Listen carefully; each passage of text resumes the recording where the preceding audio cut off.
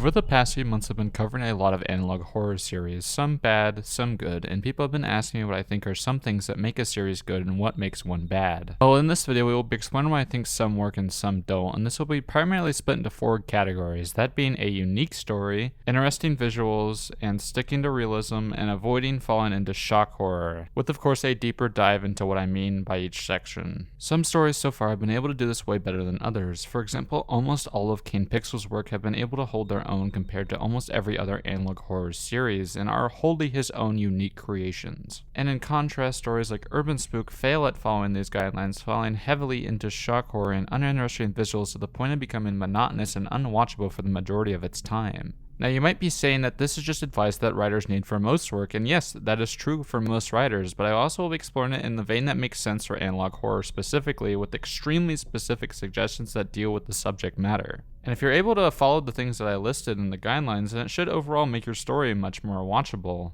But before getting into the reasoning behind a lot of it, make sure if you enjoyed this video to like and subscribe to the channel, and if you really like it, to click the bell notification. Also, let me know if you agree or disagree with my opinions in the comment section down below. Now let's begin with the actual video.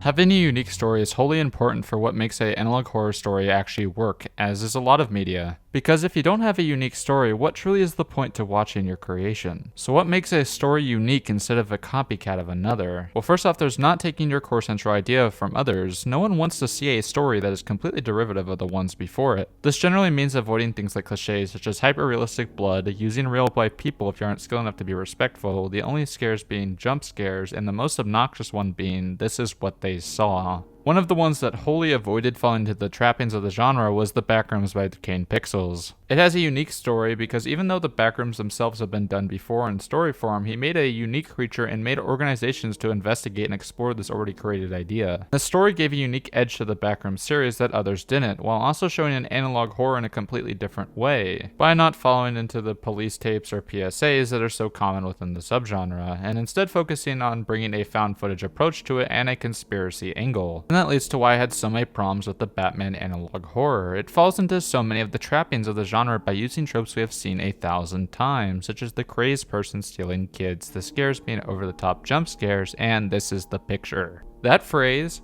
makes absolutely no sense to use within a police PSA, and there is absolutely no way to take that phrase seriously after Urban Spook butchered it. There's a reason why it's been memed on so bad. It's not frightening at all and is frankly laughable every single time it pops up. And you might say, well, even stuff like The Oldest View isn't fully original. We've seen the statue that only moves when you look away with it, with stuff like the Weeping Angels in Doctor Who, and yes, I'll give you that. Coming up with something that is 100% original is extremely difficult, if not impossible, as everything has been done before. The way you can convey something can be wholly unique in the way that you put it together. As brought up with The Oldest View, yes, the idea of an evil statue is not an original idea and has been done before, but the idea of an evil statue in a mall, completely underground in the middle of the woods somewhere, is. The idea of a monster that mimics people is also not original, but the idea of a demon taking the appearance of the angel Gabriel and getting people to commit not living is an original idea through and through. Another idea that's technically been done before is Greylock, with a mysterious place changing people when they return from it, but what makes Greylock different is the forms it turns people into, and also adding a level of mystery to what could possibly be within the mountain. That's a sign of great storytelling, that they're able to make an idea that seems tired and unoriginal, completely unique and into something incredible.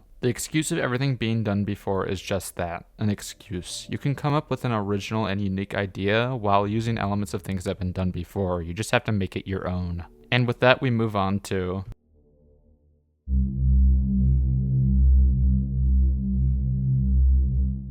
being visually distinct is also extremely important when it comes to analog horror, as that might be what sets you apart from other people. And if you are able to create intriguing visuals, then that will keep your audience captivated more than without them, as the majority of analog horror is portrayed through what we are seeing visually. It's the majority of the medium, unlike many others. And sound design is also still extremely important, but compared to most other forms of horror, visuals are most definitely the key to success within analog horror. And this also means avoiding the tropes that come along with it, such as the text on a blank screen, stretched out faces, and hyper-realistic eyes and blood. These should be avoided while also making sure every single one of the visuals is able to push the story forward. After the Mandela Catalog and the Smile tapes, every single one of these analog horror series seemed to try and do their own version of the Gabriel scare, and it's just gotten to the point where it's not frightening anymore. And as I said with the Batman analog horror series, all of these stretched out faces are just becoming versions of the Germa Sus meme. There's nothing scary about it. Move on from it, please. If I see that stupid stretched out face and you don't have a damn good reason for it, in my head I'm immediately deducting points and checking out from your series. For visuals, once again, Greylock stands above the rest, with some of the creepiest and most original monster designs of any of the analog horror series, and keeps you engaged the whole time, just through visuals. Local 58 also has engaging visuals to go along with its unique ideas, no text on a black screen, instead conveying everything we need to know through television broadcasts. And that leads to discussing the text on the black screen.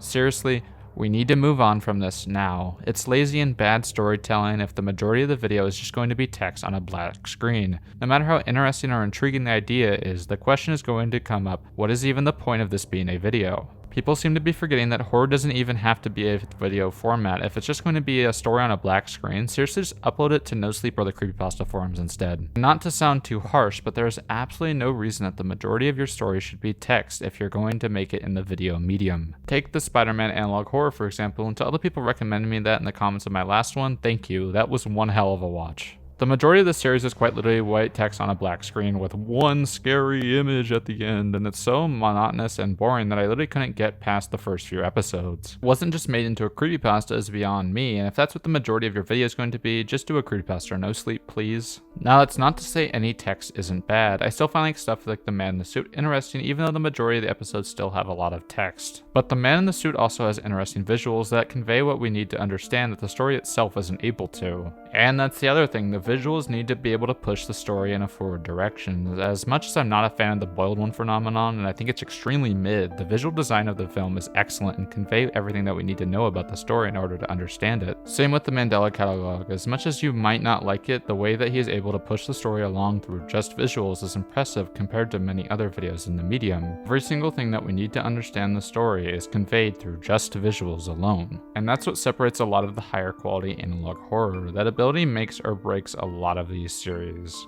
And next, let's get into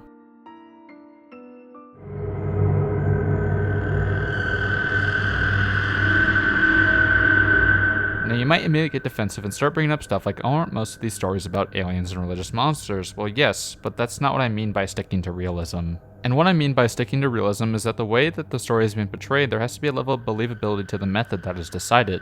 An example of this would be the truth from the Batman analog horror series. Why on earth would there be a film with the majority of it being text and then a random audio log at the end, especially when it's supposed to be set in 1962, when VHS tapes weren't even invented yet, and film was extremely expensive when there could have just been an audio file? You might think this seems nitpicky, but when trying to make your audience believe in what they are seeing, even if you are showing it as completely impossible, you need to think about every single detail about the way you are conveying it.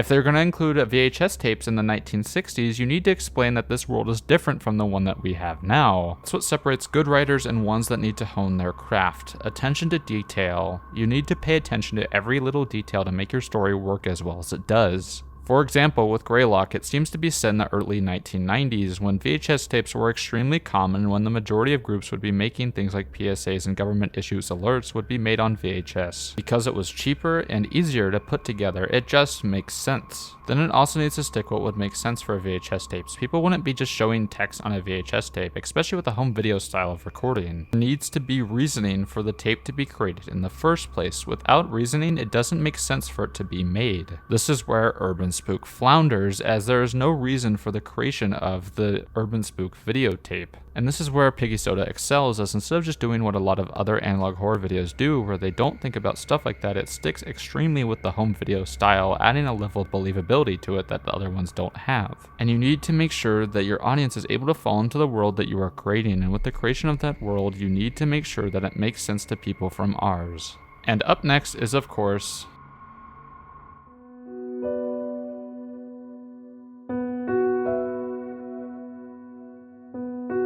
I already have a full video explaining why I'm not a fan of shock horror with no substance, as it's just a lazy way to frighten the viewer and doesn't really do anything to make the story actually interesting to watch. But to reiterate some points of that video, this is why series like Urban Spook and the Batman analog horror fall flat to me. There are no stakes within those stories. Urban Spook especially fell into this trap, with each new episode just revolving around one shock incident after another. That is not interesting if you don't care about what's going on, because there are absolutely no stakes within the story. We don't care about what happens to these characters. We know they're going to be dead by the end of the episode, and if there's no one to absolutely care about within the narrative, then why bother? Now, that isn't to say shocking subjects can't be scary. That would be false. You can use shock horror in your story, but you have to do it well. Topics like CSA and committing not living should not be brought up in the story and just glossed over. This is one of the absolute worst things that someone can do, and you just can't use it as a trope to shock people. If you absolutely must include it in your story, make sure you have the writing chops to back it up. There is also boundaries within shock that generally should not be crossed. Look at 606-2006 for example. It uses the death of a beloved cartoon creator in order to get a rise out of the audience. This is not scary. Frankly, it just makes you a bad writer if the only way that you can actually scare someone is through shock in the audience. This does not mean you can't use real-life people, however. Look at the Monument mythos, for example. In the Monuments mythos, even with the real-life people that are portrayed as villains, it makes sure to create a separation between the real-life people and the fictional portrayal of them in the story. Creating this separation allows the audience to feel more like this isn't actually the person, and makes it not come off as directly slanderous for the person that is actually covering, as you know it is just fiction. And finally,